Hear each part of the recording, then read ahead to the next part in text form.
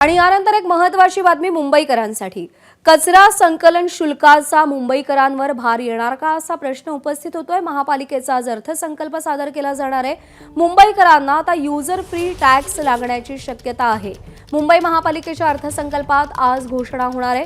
प्रति महिना प्रत्येक घरामागे 50 रुपये तर व्यावसायिक आस्थापनांना 100 रुपयाचा टॅक्स लावला जाणार आहे। युजर फ्री हा स्वच्छता आणि घनकचरा म्हणून टॅक्स लावला जाणार आहे। या टॅक्समधून मुंबई महानगरपालिकेला वर्षाकाठी 600 ते 700 करोड रुपयांचा महसूल मिळेल।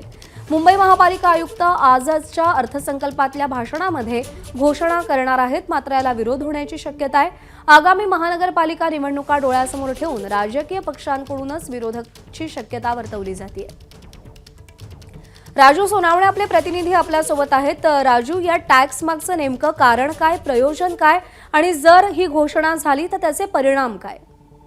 आज जे आपण पाहतोय की मुंबई महानगरपालिकेचा अर्थसंकल्प जो आहे तो आज मांडला जाणार आहे। आयुक्त हा मानतील, मात्र हा मांडत असताना कुठेतरी सर्वसामान्यांच्या खिशाला जी आहे ती कात्री लागण्याची शक्यता आहे। कारण युजर फ्री टॅक्स जो आहे ते लागण्याची शक्यता आहे।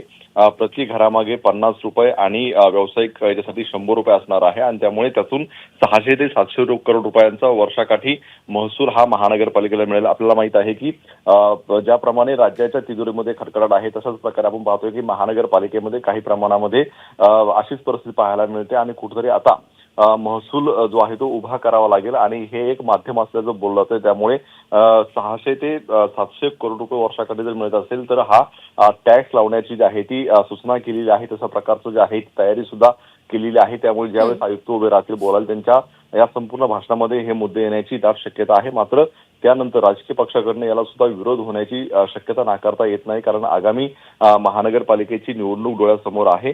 त्यामुळे हा टॅक्स जो आहे तो याला विरोध होण्याची दाट शक्यता आहे। आपण पाहतोय की इतर जे टॅक्स आहेत ते राजकीय घोषणा करताना जे आहे ते कमी केलेले होते। त्यामुळे महापालिकेच्या उत्पन्नात महसुलात सुद्धा जे आहे ती कुठेतरी घट झालेली आहे आणि ती भरून काढण्यासाठी हा एक मार्ग असावा अशा प्रकारचं जे आहे ते मानलं जातं। त्यामुळे आता ही घोषणा झाल्यानंतर याला विरोध होतोय, काही घोषणा जी आहे ती कायम राहील हे पाहणं महत्त्वाचं राहील। राजू, धन्यवाद दिलेल्या माहितीसाठी। एबीपी माझा, उघडा डोळे बघा नीट।